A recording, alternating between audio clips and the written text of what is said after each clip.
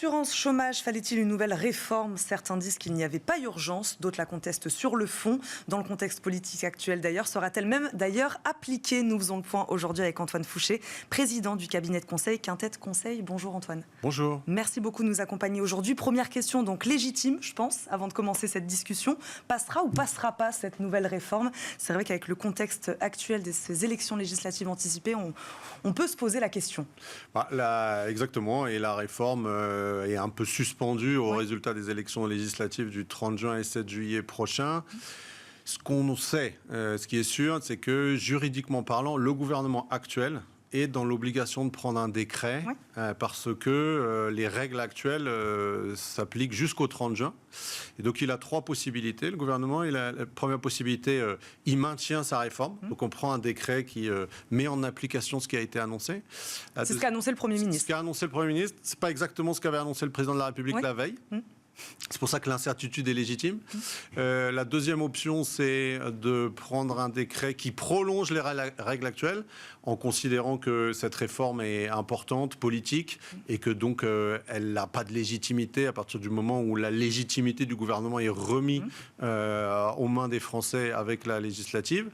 Et puis, il y a une troisième possibilité qui est de faire un peu de politique avec cette réforme et de prendre un décret qui met en partie en place cette réforme-là et qui fait un signe, qui fait un geste, qui envoie un signe à des alliés potentiels post-7 juillet en l'amendant, par exemple. C'est un argument de campagne un peu? C'est un argument de campagne, puisque il y a d'un côté le Premier ministre qui a dit cette réforme s'appliquera, et puis de l'autre le Rassemblement national qui a annoncé que la réforme sera abolie ou qu'elle n'entrera jamais en vigueur, et puis la coalition de gauche qui a annoncé exactement la même chose. Donc oui, c'est un objet politique comme la réforme des retraites. Je rappelle aussi le contexte, Antoine Fouché, dans lequel la réforme avait été proposée par l'exécutif. Elle arrive après deux autres réformes de l'assurance chômage, c'est ce que je disais, une en 2019, une en 2022. Ma question est, c'est un peu ce que je disais en préambule aussi de cette émission, est-ce qu'on a déjà tiré les enseignements de ces précédentes réformes? C'est là aussi, quand je disais qu'elle était contestée sur le timing, c'est ça aussi la question, c'est... Oui, bien sûr. La réponse objective, c'est que non, on n'a pas eu le temps de tirer les enseignements. Ça, je pense que personne ne dira le contraire, sauf peut-être sur un point où il y a une évaluation de la DARES qui montre que le resserrement de la période d'éligibilité, c'est-à-dire le fait qu'il faut travailler davantage sur une période de temps resserrée pour ouvrir droit à l'assurance chômage, incite ceux qui maîtrisent leur reprise d'emploi, qu'on dit, ceux qui peuvent plus facilement que les autres retrouver un boulot, ça incite à repartir au boulot ou à accumuler plus de CDD avant d'être à l'assurance chômage. Ça, pour le coup, on a une évaluation assez robuste qui va dans le sens du gouvernement. Voilà. On peut rappeler, puisqu'on les voit s'afficher à l'écran, travailler 8 mois sur les 20 derniers mois, c'est ça pour ouvrir les droits. Est-ce qu'on peut revoir ensemble, Antoine Fouché, un peu ce que dit là, les grands axes de cette réforme? Alors, il y a trois grands axes de la réforme. D'abord, le resserrement de la période d'activité, c'est-à-dire travailler 8 mois sur les 20 derniers au lieu de 6 mois sur les 24 derniers. Donc, on voit effectivement qu'il faudra travailler davantage pour pouvoir être éligible à l'assurance chômage. Il y a un deuxième volet de la réforme qui est la conséquence de la première mesure, c'est que la durée maximum d'indemnisation va diminuer. Elle va diminuer à 15 mois, ce qui est quand même pas très long. 15 mois, ça fait une grosse année, mais pas tellement plus. Après, les études montrent aussi que quand vous retrouvez pas un job dans la première année, c'est beaucoup plus dur ensuite parce que vous êtes considéré statistiquement et un peu aussi dans la tête des recruteurs comme un chômeur de longue durée. Et donc, les réflexions sur le fait que vous avez peut-être perdu vos qualifications, que vous n'êtes pas si motivé que ça, etc., elles commencent à venir dans la tête des recruteurs. Donc, le fait d'avoir une limite très proche de cette année-là, c'est aussi une manière, un signal envoyé aux demandeurs d'emploi, en tout cas pour ceux qui peuvent vous retrouvez un emploi, de dire restez pas trop longtemps parce que ça va vraiment vous pénaliser ensuite. Et puis la troisième mesure, c'est un bonus pour les seniors qui permet de compenser la différentielle de salaire quand vous retrouvez un job qui est payé moins que le précédent. Et ça aussi, je pense que là, pour le coup, c'est la mesure la moins contestée parce que on a une spécificité en France quand même, qui est que le salaire à partir de 50 ans ne baisse pas, alors que dans les autres pays, les pays d'Europe du Nord, notamment parce que le temps de travail commence à baisser à partir de cet âge-là, c'est ça qui leur permet d'aller à la retraite à 65 ou 67 ans, c'est qu'ils travaillent moins et donc ils gagnent moins. Et en France, ça, c'est pas tellement accepté. Il y a une forme de déshonneur qui est vécu comme tel, je dis pas du tout que c'est le cas, mais qui est vécu comme tel d'être moins bien payé que son précédent job. C'est comme si on régressait économiquement, qu'on régressait socialement, qu'on régressait statutairement. Et donc le fait de pouvoir d'avoir cette prime-là va peut-être aider des seniors qui se posaient la question en disant non, je vais quand même pas reprendre un job en étant moins payé. Bon, au moins sur un an, ça permet d'apporter une réponse. Et sans doute que ça, on peut espérer, je pense, sans être polémique, que cette mesure-là, si elle entrait en vigueur, elle aurait un effet positif sur la reprise d'emploi des personnes les plus expérimentées du marché du travail. Et c'est la moins polémique et la moins contestée, c'est ce que vous disiez. D'abaisser donc cette durée d'indemnisation, vous le disiez, pour inciter peut-être ces chômeurs à rester un peu moins longtemps au chômage, à vite reprendre le chemin de l'emploi. C'est l'objectif évidemment fixé par le gouvernement de cette réforme. C'est de dire on va ramener les gens vers l'emploi et d'aller donc vers ce plein emploi. Ça va suffire, cette réforme de l'assurance chômage, pour aller vers le plein emploi ? C'est sûr que non. Là, pour le coup, c'est sûr que non aussi. C'est ambitieux comme objectif. C'est ambitieux. C'est légitime parce que je pense qu'aucun gouvernement, aucune société, aucun pays peut se dire que le plein emploi n'est pas un objectif. En se disant, il y a un nombre important de gens qui n'ont pas de boulot, c'est tant pis pour eux. Ça ne peut pas être un projet de société. Donc le fait de se dire, c'est le droit au travail de la déclaration de 46. Donc là-dessus, je pense que l'objectif en lui-même n'est pas contestable, et pas contesté d'ailleurs. Après, les moyens d'y parvenir, c'est là où le bas blesse et commence à blesser. Les approches plus libérales encouragent évidemment une réduction de droit à l'assurance chômage, considérant qu'il faut que la différence entre le travail et le chômage soit la plus importante, et donc que les gens perdent plus, pour être cru, que les gens perdent plus rapidement leurs droits pour qu'ils soient prêts à reprendre n'importe quel boulot. Alors, je le formule de façon très directe, mais à la fin, c'est quand même ça l'idée. Mais ça suffit pas parce que il y a un certain nombre de personnes qui... Derrière ça, ma question, c'est est-ce qu'on se pose les bonnes questions ? Voilà. Est-ce qu'on se pose les bonnes questions sur ce retour au plein emploi ? On se pose les bonnes questions, mais je pense qu'on n'apporte pas suffisamment de réponses. L'assurance chômage on peut le contester, mais toutes les études montrent, c'est une des solutions, mais il en manque au moins deux autres, me semble-t-il. Ouais. La première, c'est l'accompagnement à la reprise d'emploi, comme on dit, et surtout la formation. C'est-à-dire le fait que j'ai un job qui me plaît, ou j'ai envie de me reconvertir, il faut que je puisse me former pour acquérir ces compétences-là. Et là, on voit qu'avec toutes les transitions qu'il y a, transition énergétique, transition numérique, etc., des carrières de plus en plus longues, il y a beaucoup de gens qui voudraient changer de carrière, qui voudraient changer de boulot à tout âge.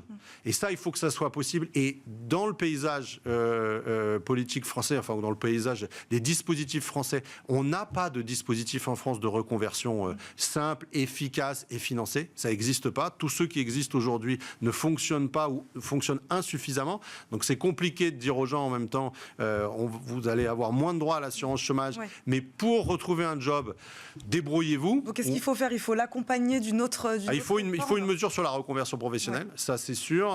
Et d'ailleurs, c'était dans le programme de 2022 et ça manque dans la mise en place. C'est là comme si on marchait que sur une jambe, la jambe droite, et que la jambe gauche de la formation et de la reconversion, elle n'était pas là. Puis il y a un autre sujet central, massif, et que le gouvernement, à mon avis, paie cash politiquement aux européennes et va payer cash aux législatives. C'est la question du pouvoir d'achat, c'est-à-dire la question du pouvoir d'achat du travail. Les statistiques de l'INSEE montrent que depuis une quinzaine d'années, le pouvoir d'achat du travail augmente en moyenne de 0,8% par an, ce qui veut dire de façon non technocratique et non technique que travailler ne permet plus de changer de niveau de vie. Et ça, c'est pas vrai simplement pour les premiers déciles. Cette réforme, est-ce qu'elle va pas accélérer justement la prise d'emploi précaire, puisqu'on aura la pression finalement d'aller travailler? Je pense que le calcul du gouvernement là-dessus, c'est de dire, bon, augmenter le pouvoir d'achat du travail, c'est compliqué. Donc, à défaut de savoir faire comment le travail va payer plus, on va faire que le chômage paye moins.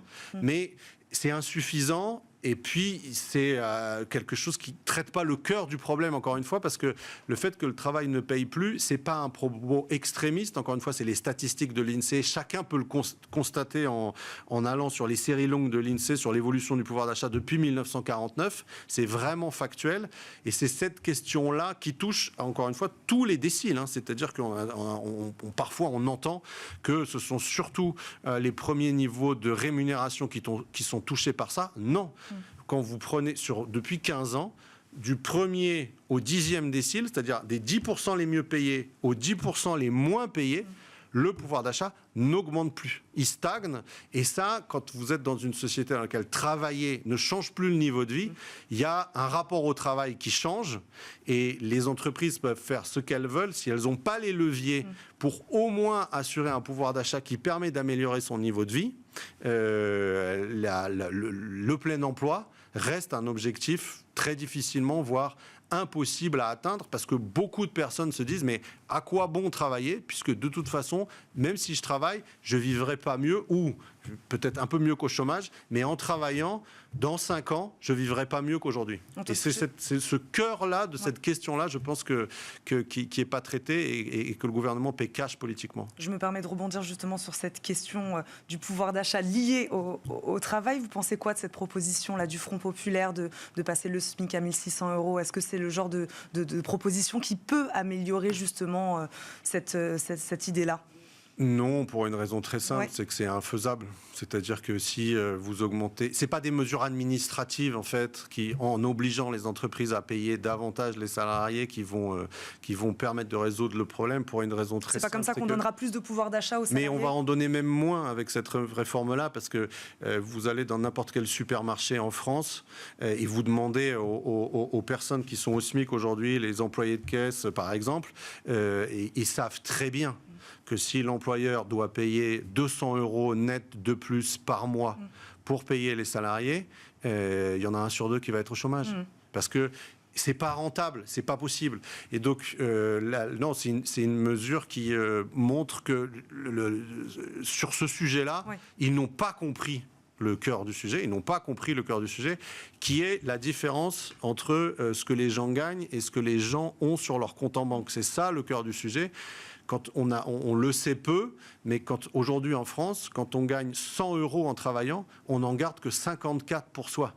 Et donc le sujet, c'est le sujet du coin socialo-fiscal, comme on dit techniquement, c'est-à-dire de la différence entre ce que vous gagnez et ce que vous gardez pour vous, c'est-à-dire le sujet du poids des cotisations sociales et du poids de l'impôt.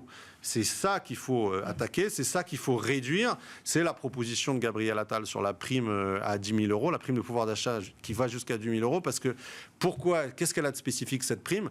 C'est qu'elle est moins taxée et elle est moins socialisée. Donc quand on va vous donner 5 000 ou 10 000 €, mais c'est pas l'entreprise qui est taxée, c'est les salariés. C'est là où le Front de gauche se plante complètement sur l'analyse du sujet. C'est que les salariés, on appelle ça cotisation patronale, mais on pourrait les appeler cotisation salariale, puisque à la fin, ce sont les salariés qui gagnent cet argent-là. Ça dépend du bon vouloir de l'employeur. C'est différent entre salaire et prime. C'est la petite différence. Oui, mais pourquoi est-ce que cette proposition est faite? Parce que sur les primes de pouvoir d'achat, vous avez moins d'impôts sur le revenu et moins de cotisations sociales.